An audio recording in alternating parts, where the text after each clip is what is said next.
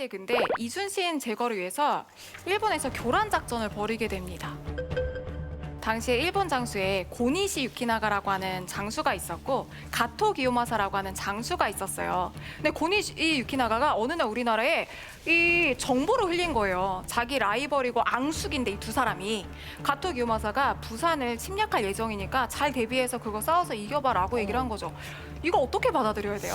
A와 B가 라이벌이고 완전 앙숙인데 대놓고 알려준 거네. 대놓고 알려주게 됐죠. 어떻게 판단하실 것 같아요? 진짜 정보다 가짜 정보다? 이런 거 황충원 씨가 좀 알지 않나요? 보통 이럴 때 어떻게 알아요? 마이크 차신 거죠? 네, 마이크 차고 있습니다. 아니 둘 중 한번 찍어보세요. 이거.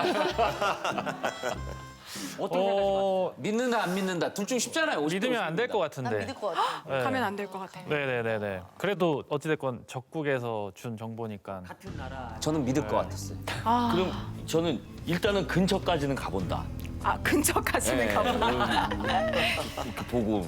당시의 왕이었던 선조의 선택은 믿고 출정하는 거였어요. 근데 이순신 장군한테 출정하라고 얘기를 했더니 할 수 없다고 왕명을 거부한 거죠. 왜 또요? 우리 이순신 장군이 어떻게 해? 사실 왕명을 거부하는 건 정말로 사형을 당할 수 있는 상황이었는데 이거는 함정이다. 그렇지 아니라고 생각한 거지. 선조도 화가 나는 거야. 공이 너무 많으니까 사형을 시킬 수도 없고.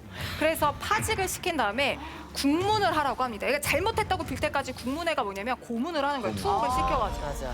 그래서 여기서 백의종군을 하게 되죠.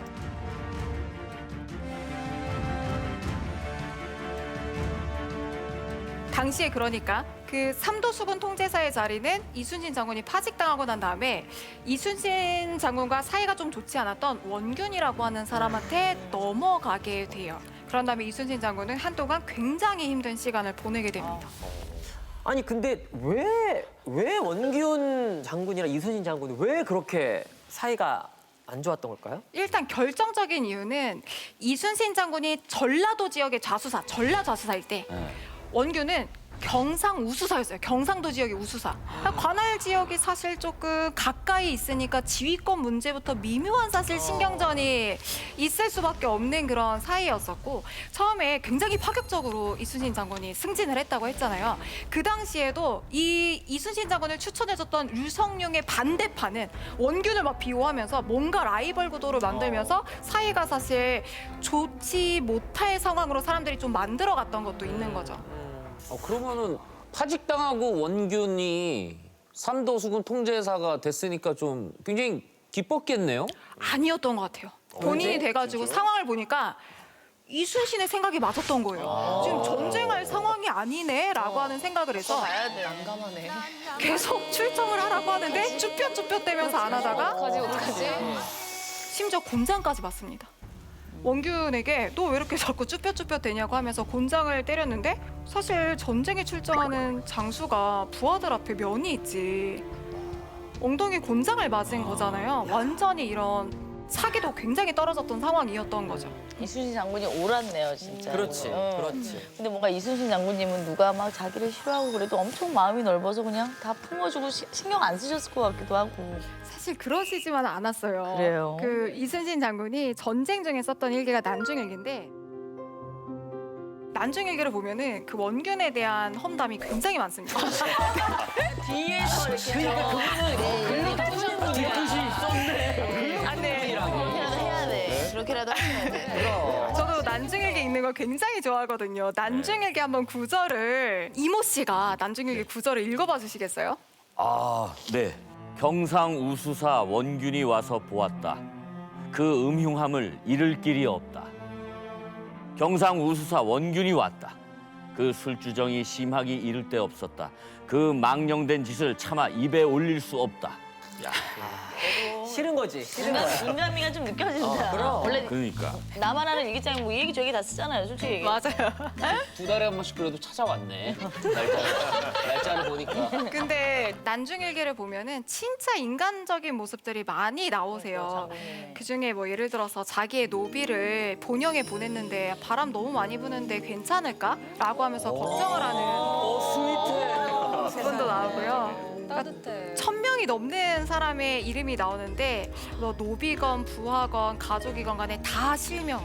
전체 이름이 다 리더다 리더야. 네, 기록되어 있습니다. 그럼 혹시 왕한테 서운했던 거나 왕이 좀 미웠던 거 나만 쓰는 일기장이니까 맞아요. 그런 내용은 있을 수 없었나요? 있다. 있을 수 있잖아요. 맞아. 근데 임금 선조에 대한 불평이나 뭔가 험담을 하는 내용은 전혀 없습니다. 아, 이거는 못하셔도 또 여기에는 또 그렇게 정확하게 또 하시네. 감히 사실 그 생각을 못 하셨던 것 같아요. 하긴 그 시대 때는 그 시대 때는. 근데 이 상황에서 일단 한산도 대첩 이후에 파직당하고 막 고문당하고 백의종군길로 가셨다고 했잖아요. 너무나 괴로운 소식이 이순신 장군께 들려오게 됩니다. 이순신 장군이 너무나 사랑하는 어머니가 아들이 투옥됐다고 하니까 한양으로 올라와서 아들을 보려고 오시다가 돌아가신 거예요. 자기가 파직당하고 고문을 당하다가 어머니까지 돌아가셨다고 너무 하는데 힘드셨겠다. 정말 어머니를 사랑하셨거든요. 그러니까 난중일기를 보면 어떤 구절이 나오냐면 어머니가 건강이 괜찮다고 하신다. 다행이다라고 쓰는데 다행이다라고 표현을 해요. 다행을 2번 얘기를 한 거죠. 항상 어머니를 뭐라고 표현했냐면 천지라고 표현해요. 천지. 유일한 하늘. 그러니까 본인의 유일한 하늘이 무너지고 거기에다가 자기 직위가 사라져서 백의종군을 하는 그런 상황에 너무 괴로움을 금할 수 없어서 표현한 내용들이 있어요. 가슴을 치고 뛰며 슬퍼하니 하늘의 해조차 캄캄해 보였다. 가슴이 찢어지는 슬픔을 어찌 이루 다 적으랴.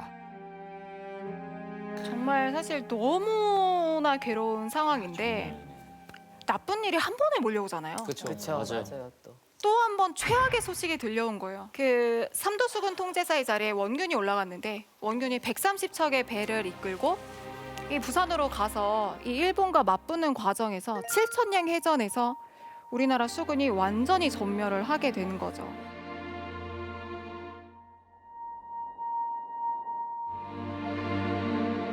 그 당시에 경상우수사 배설이라고 하는 사람이 딱 12척만 끌고서 탈출을 하고 나머지가 다 괴멸이 된 상황에서 이순신 장군이 그거를 들었는데 당연히 괴로울 거 아니에요. 왜 군인들은 당연히 동료애가 있잖아요. 나의 동지들이고 나와 생사를 함께한 전우들인데 그 전우들이 바다에 다 잠겨서 사라졌다라고 하는 얘기를 듣고 아 정말 가슴이 찢어지는 것 같다.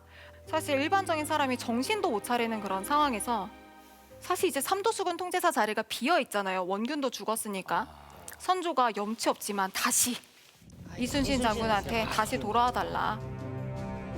당연히 나라의 부름을 받고 다시 복귀를 하게 되는데 근데 이순신 장군이 여기에서 했던 정말 유명한 얘기가 신에게는 아직 12척의 배가 있습니다. 명대사. 신이 있다면 적들도 우리를 업신여기지 못할 겁니다 라고 얘기를 했던 거죠. 근데 일본은 정말 대함대거든요. 몇백 척의 대함대 12척을 가지고서 싸워볼 생각을 하셨던 거예요. 정말 비장한 각오로 군사들의 사기를 북돋우기 위해서 연설을 하게 됩니다. 너희에게 이르노니 싸움에 임한 용사는 죽고자 하면 사는 것이며 살고자 하면 죽을 것이니 모든 충정을 하나로 하여 외적을 무찔러야 할 것이니라.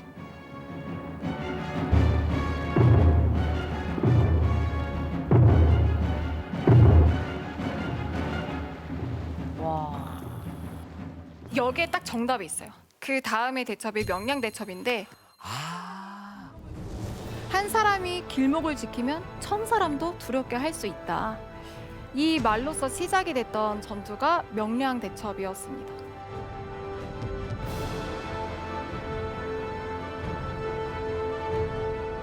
당시 명량대첩의 전력을 비교를 해보면요. 말도 안 되는 상황이었어요.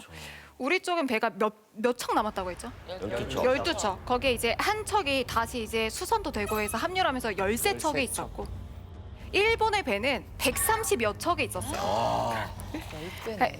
당시에 격전지가 됐던 곳이 명량이었는데 명량을 울돌목이라고도 불러요. 우리나라의 진도와 해남 사이에 있는 아주 좁은 해역인데 울자가 울다라고 하는 내용이고 돌이 바닷물이 이렇게 돌아서 나간다는 뜻인데 워낙에 좁고 바닷물이 거세니까 소리내 오는 바다라고 이름이 붙여진 곳이었어요.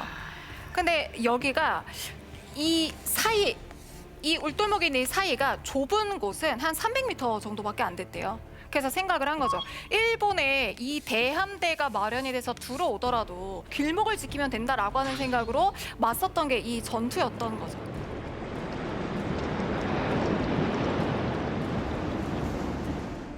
그 배들이 여기에 일렬로 이렇게 있는 상황에서 대장군선이 가장 맨 뒤에 사실 있어야 되는 상황이었죠. 왜냐면 앞에를 진두지휘해야 되니까. 그래서 일본 배가 명량을 막 빠져나와서 싸우려고 할 때 사실 치열하게 가서 싸워야 되는데 12척의 배가 움직이지 않는 거예요. 왜냐면 그 전에 7천량 해전에서 압도적인 공포를 맛보고 난 다음에 사람들이 그 안에서 오줌 싸고 토하고 난리가 났대요. 아니, 너무 두렵잖아요. 사실 우리가 역사로 배워서 그렇지만 당시 상황에 죽음을 직면하는 건데. 13척의 배밖에 없는 상황에서 130여 척에 달하는 상대편이랑 싸워야 되니까 감히 앞으로 나가지를 못하는 거예요. 그 상황에서 뒤에서 진두지휘해야 되는 대장군선 이순신 장군이 탄 배가 맨 앞으로 나갑니다. 맨 앞으로 나가서 그 길목을 틀어서 막으면서 혼자 싸우는 거예요. 분포하라! 적선의 모조리 분명하라! 제일 앞에 나가서 싸우는 그 대장군선이 그 엄청난 대함대를 막아서는 거를 보고서 진짜 장군님이 얘기하신 대로 되네라고 하는 거를 느꼈던 사람들이 와서 합류를 하면서 진짜 막아서기 시작하죠. 돌격하라! 돌격하라! 그래서 여기서 치열하게, 사실 말도 안 되는 싸움이에요. 치열하게 격전이 벌어지는데 이 조류조차도 우리의 편이었어요. 썰물 때가 되면서 물이 이쪽으로 막 빠져나가기 시작한 상황이었던 거죠.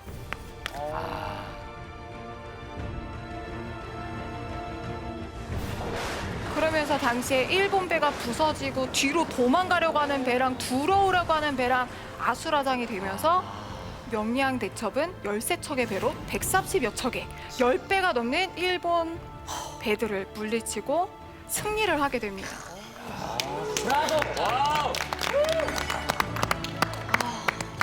이순신 장군이 난중일기에 뭐라고 쓰셨냐면 하늘이 도왔다 라고 쓰셨어요. 근데 딱 이렇게 간결하게 하늘이 도왔다. 근데 정말 하늘이 도운 전투라고밖에 볼 수 없을 정도의 엄청난 대첩이었죠. 여러분 혹시 이 명량 해전에서 13척 중에 거북선이 몇 대였는지 아시나요?